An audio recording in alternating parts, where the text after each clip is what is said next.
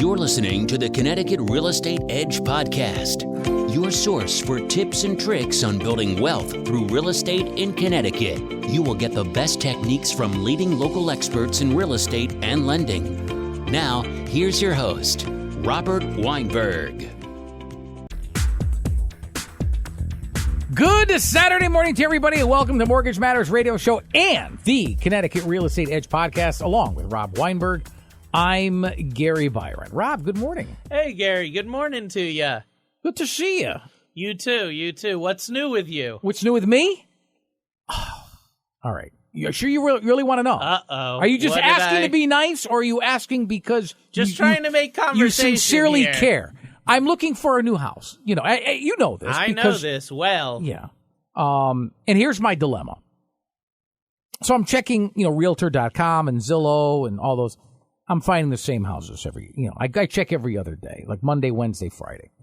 And I see the same houses, and there's not even much of a selection. One town, it's true. If I'm looking at 4 towns, one has 6 houses, one has 5, one has 3, one has 7. It's like, and it's the same ones. And then, if one drops off and another one comes on, it's right. Like it's nowhere near what I'm looking for. And another part of the dilemma is I'm finding houses that are either way out of my league or way under my league, I guess, for lack of a better term.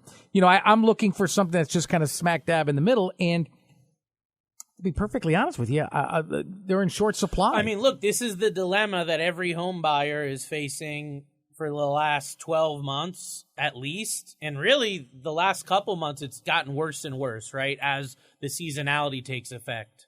So being that we're like coming out of the winter, going into the spring, we're coming out of the time of year when no matter what's going on, we have the lowest inventory, okay? You see the ebb and the flow every year. So what I would say to that, 2 things. Number one is expand your search, because I know that you have certain areas you want to live in. You lived in Connecticut for decades and decades. You know where you want to be. But there are certain little towns that are, up and coming, and there are certain areas that maybe shouldn't or wouldn't be on your radar that now could be. Potential. Yeah, so, but I don't want to be driving miles and miles and miles to go where my base is. Right, which is here.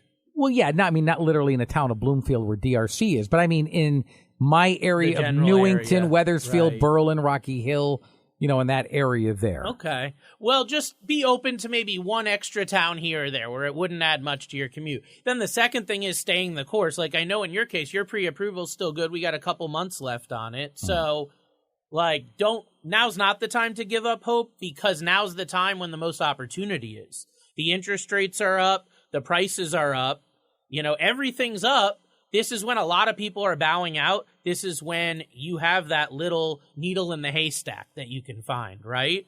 So I remember myself looking at homes, a decade ago when I was looking at it, and I was like giving up hope, very mad, having the same type of emotions you're having. And then I saw it. It was like something, I don't know, God spoke to me, right? And all of a sudden, the perfect property came, the perfect scenario, the right price, everything, and we closed the deal. So, had I been off my ringer and pissed off and just saying, forget this, the market sucks, I wouldn't have seen that opportunity. I wouldn't have. I was about ready to just throw in the towel. But right now, in this April to May timeline, now is when more properties come up for sale versus the prior month. Okay. So now's the time when you should be looking closer at the properties coming up and all that. No one's saying that you're going to find something, but you got to be in the game. Well, listen, you're right. It's the first weekend of April. I get it. So I'm not tossing in the towel now, but I think once I get through July and start getting into August, once I get there and there's been nothing that really strikes me, I'm going to, I'll just sit there and say, next year. Well, and that's a good point you make, Gary, because every home buyer comes to a point in their pre-approval process where we have to make a decision. Do we continue? Do we renew? Do we, long this out even further? Or do we throw in the towel and say, hey, the timing's not good. Let's just basically put a cap on it and say we're not looking at homes anymore. So for you, it's going to be about 30 days before your pre-approval expires that we'll collaborate a little bit and say, hey, where are we at? We'll get Alan, your realtor, involved. Should we continue looking, or is this as good as it's going to get? And if we decide we're going to put, hang the towel up, so to speak, then so be it. And we can reconvene on it maybe further out in the fall, winter, next year, whatever it may be. But that's a decision to not make now. That's a decision to make at the time your pre-approval expires. Yeah, and I think my pre-approval expires in May. So let's say I re-up it one more time. That'll take me through, 4 months? Yeah, August, May, September. June, July, August. It'll take me through September. There we go. And then if nothing is done by then I'll just wait until the following. There's nothing wrong with that. But you're in the game, though, and you're looking, and that's the main important thing. Because some people have some bad offers or have a bad experience with a certain listing agent or a certain deal, and it sours their entire approach to the home buying process. That's what you don't want to happen, because you can switch realtors, you can switch lenders, you can change your circumstance to make it more or I should say less stressful and an easier process, but don't just say, no, I'm done. Well, no, ironically, I have my team. I have the people in place. It's the house I can't find. So, right. Well, hey, we'll continue to keep everyone abreast and hopefully some better news for you.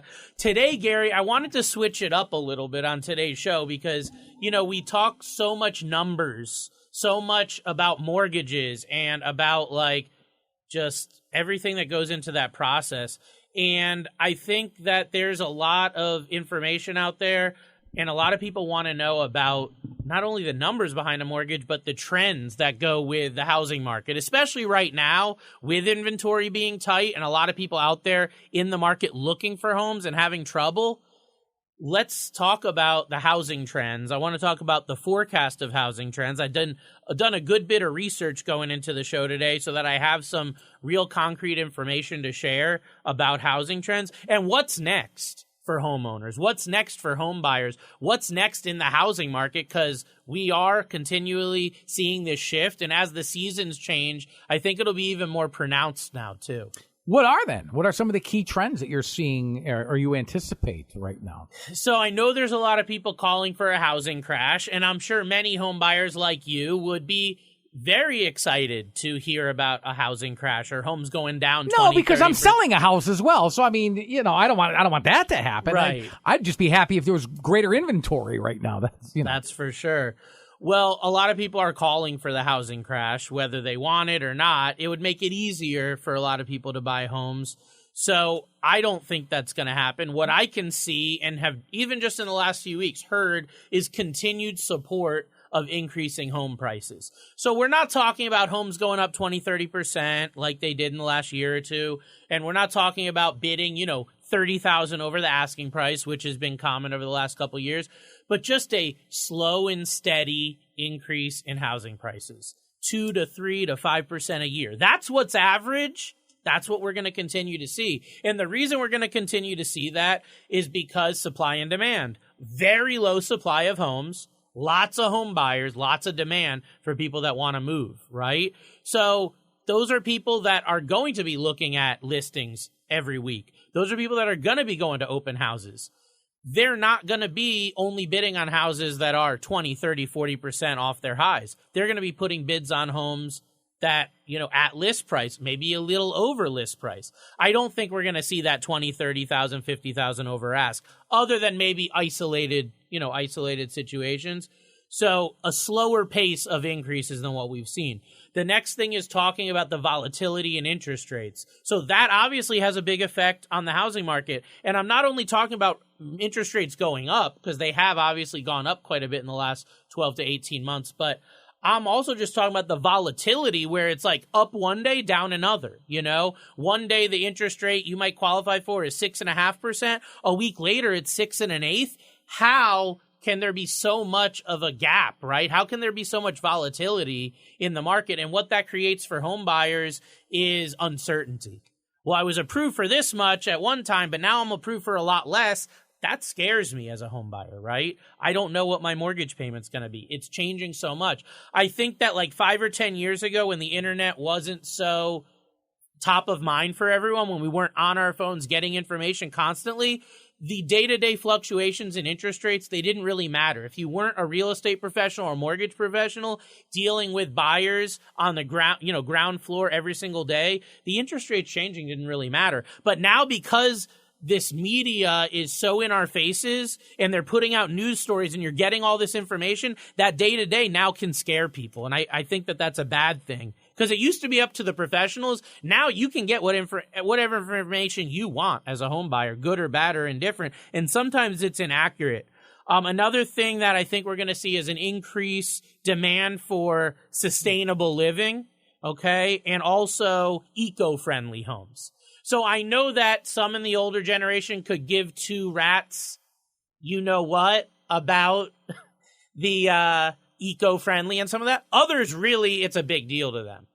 So I think a lot of the younger generation, the millennials, Gen Z that are getting into their first homes now, they see the impact that environmentally friendly can have on the universe. They want to be a part of that. So they're willing to maybe pay a little bit more for homes that have that eco-friendly environment, that have that sustainability where they're not so reliant on like the normal gas, electric, all the stuff that we use, the fossil fuels and all the stuff that goes into affecting the environment, right? Like we don't even think about it.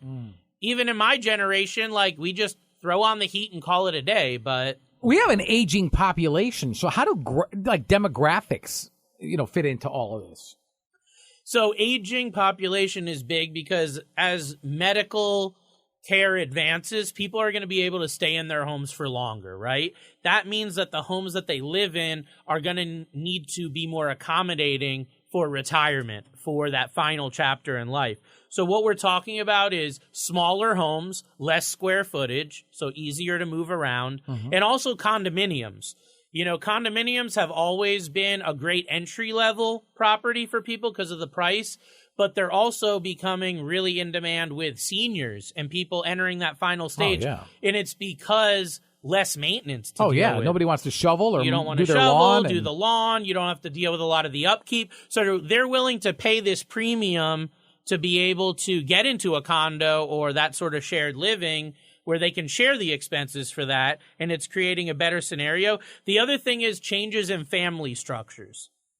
This is something we haven't really touched on much, but what I've been hearing and seeing with a lot of my clients is that as the population ages, as their parents age, right, instead of just going on to that assisted living or going on their own, because of the increase in home prices, a lot of families are choosing to be together and say, hey, let's get a home with an in-law apartment and have mom and dad along with us. They can help with the kids. I know it sounds crazy, but I will tell you, I've had a half a dozen I can think of in the last year that were moving from a regular home and looking to upgrade simply for the reason that they want to have multi-generational households. So they're talking about having parents, grandparents living with them for that final chapter because they can, right? And that person can then help chip in for the mortgage, chip in for the taxes and all that stuff. So I think the changing in family structures, that right there can create a demand for actually larger homes or homes with more of the amenities we're talking about, like the in-law apartments, 2 master suites, that sort of thing. And then millennial and Gen Z actually prefer smaller and more affordable homes. So what we're looking at there is a lot of millennials, Gen Z, they saw their parents go through the last housing crisis. They saw many friends, family, and acquaintances get foreclosed on, right? Or lose their homes to short sale, that sort of thing. And they remember that. Like, I even remember myself, being young, pretty young at the time, starting in the industry. I remember a lot of families that I worked with and friends and family of them and hearing about these foreclosures, right? So it stays in our head. So they don't want that. So they're being a lot more economical when it comes to lower mortgage payments. Okay. No matter what the rate is, I want a lower price on the house. I want a smaller house, less utility bills, less upkeep, less maintenance, less cost. Now that savings on my home expense, I can now redirect to funding a better retirement, maybe retiring early, traveling a lot more. A lot of these people in the younger generation have remote work. They can work partly or fully remote. They want to travel. They don't have the money to do that. But if they get rid of that high expense of living in the city with a high mortgage, high taxes, all that, and they can cut that down, now they have money to fulfill these life experiences that they want, this travel, this more engagement in culture, right? Mm-hmm. they're not just working to pay their house bill anymore, pay their mortgage. They're not house poor. They're working every day to fund their lifestyle, and housing is going to be a smaller portion of that for them, not larger like in the previous generation. But there's such a variable interest rate out there right now. That's got to impact all of this. No, it does, Gary. It does. And I know even you, in your case, you've been concerned with me about rising rates, and you're someone in the market. And, you extrapolate that. You're someone who's, owned a home. You've had a home before. But look at it now from the standpoint of someone that hasn't. It's scary, right? Especially if you're someone that is in communication with your wealth team, your mortgage advisor, your realtor, financial advisor, and you're hearing about the volatility with interest rates. You're seeing the news. You're reading the headlines. Unfortunately, I do think that some people are going to get just scared out of the market by hearing that. And the unfortunate thing is, when we saw a spike in interest rates in November last year, they went up to like 7.25% to 7.5%, that range. You saw a lot of buyers get out of the market at that point. Right. But what happened just a few weeks later is the rates came down. Okay, they came down significantly. So I say to all of our listeners that just because the rate is 7, 7.25%, 8, 9, doesn't matter what it is today. That doesn't necessarily mean that's the rate that you're going to get. Everyone's circumstance is different. And also, you only get your interest rate once it's locked in. So if you're just casually browsing for homes, I really wouldn't let it stress you that you hear rates spiking. I really wouldn't, because that's just media garbage. It's just nonsense to get more views. Okay, I've seen rates spike. I've seen them go down. I've seen everything in between over my 21 plus years in the industry now. And let me stress about your rate. Let your advisors, your wealth team, let them stress about that stuff. That's what we get paid to do. But as a home buyer, know and trust in your team and that you're going to get the best deal available. Also trust in the process, in the long term of it. Meaning the rate you get today is not necessarily the mortgage or the rate that you're going to have a couple years from now. So I think that higher rate or that volatile rate scenario is going to just create a slowing in price growth. It's going to make some buyers have a lot of difficulty finding a home because, as I said earlier, if they were approved for $400,000 and now they're only approved for $375,000 because of the rates going up or being volatile, well, that can create a scenario of uncertainty, and that can create a scenario where they feel like they're not empowered anymore. Well, I thought I had this, now I only have this, and it sours their taste of the housing market. So that's another thing.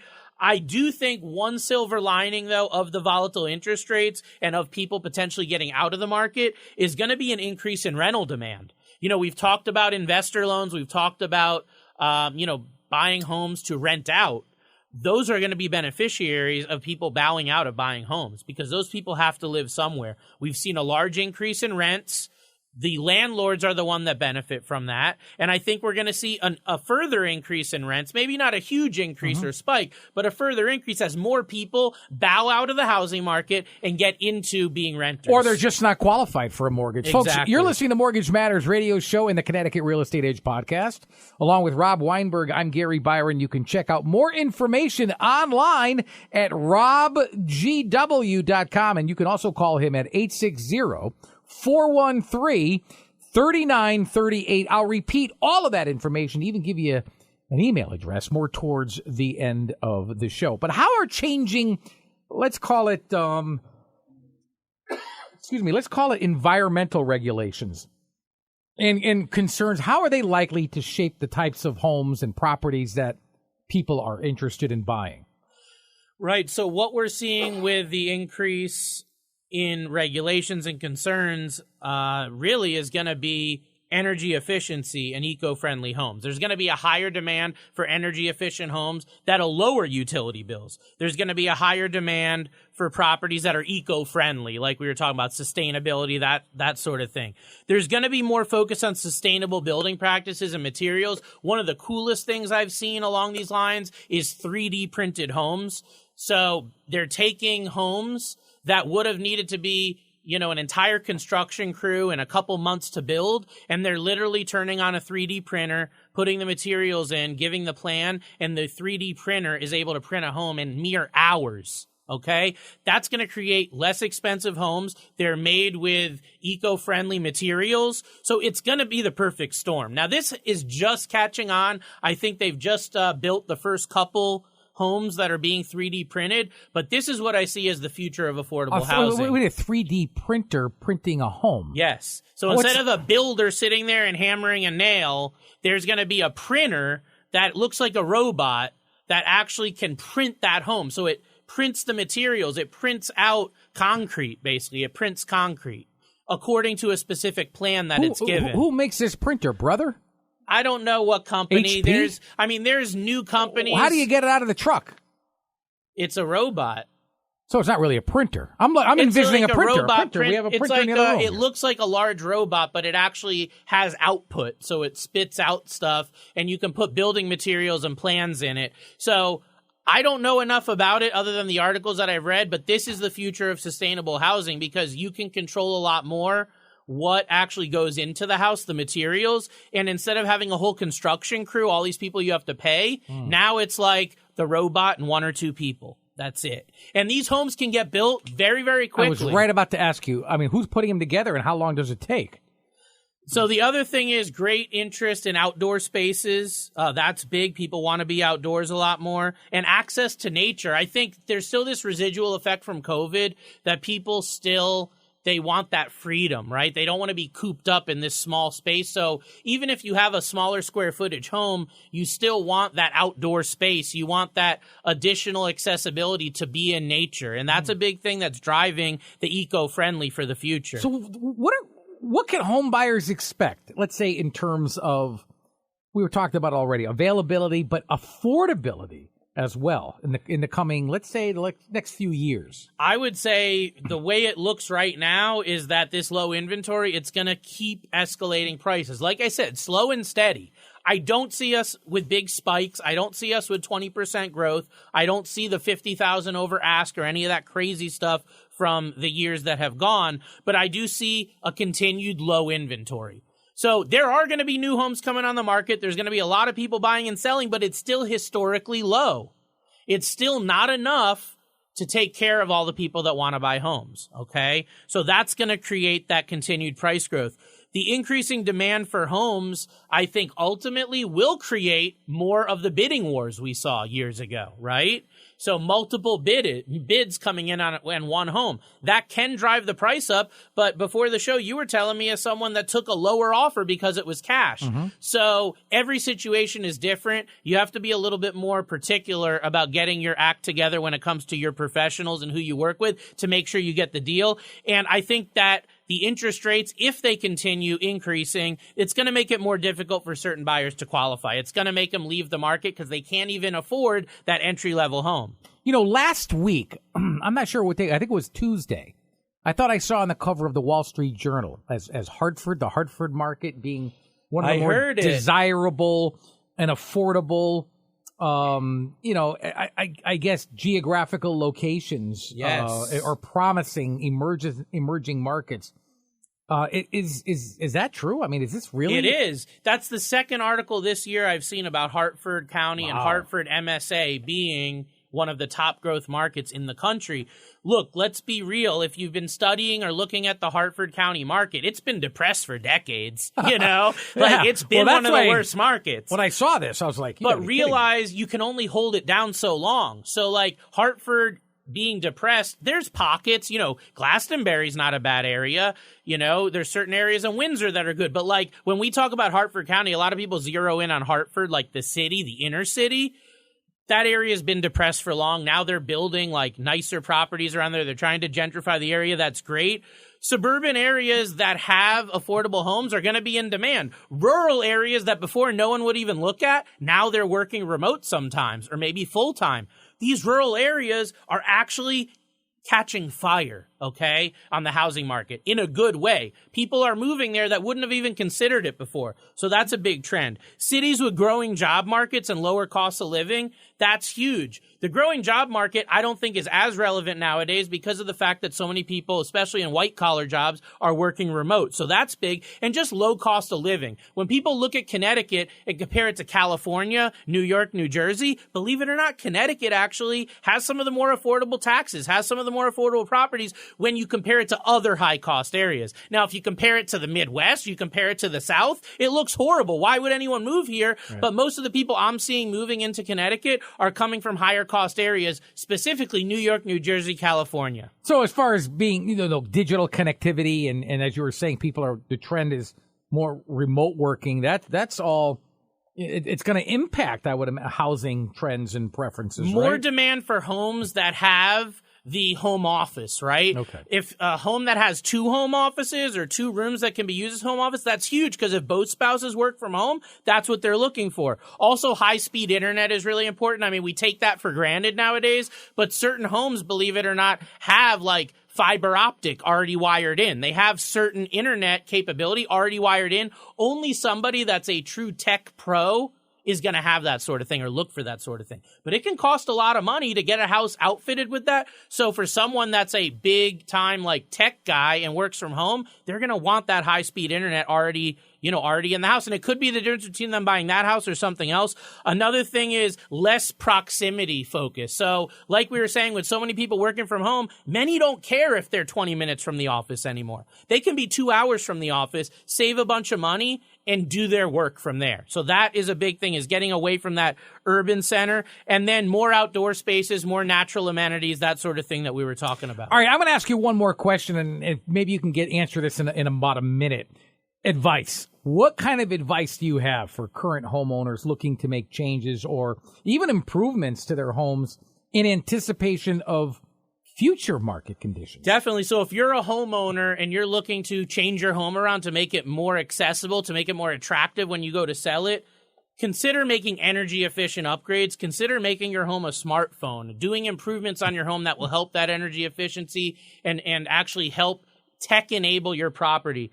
Outdoor living spaces is huge. If you can do some things with your outdoor to make it just like another room in your home versus just the back patio, that's huge. That's very attractive to today's home buyer. You also want to be aware of local zoning and environmental regulations because that could impact the value of your home. Just something to check with your realtor and your local permit office about there. Folks, you have been listening to Mortgage Matters radio show and the Connecticut Real Estate Edge podcast. If you'd like more information on this show as well as any of the others, please head on over to the website. It's www.robgw.com. It's that simple. You can also email this show. It's very simple to do that as well. It's Mortgage Matters Radio Show at gmail.com. Maybe we can get your question answered right here on these very airwaves.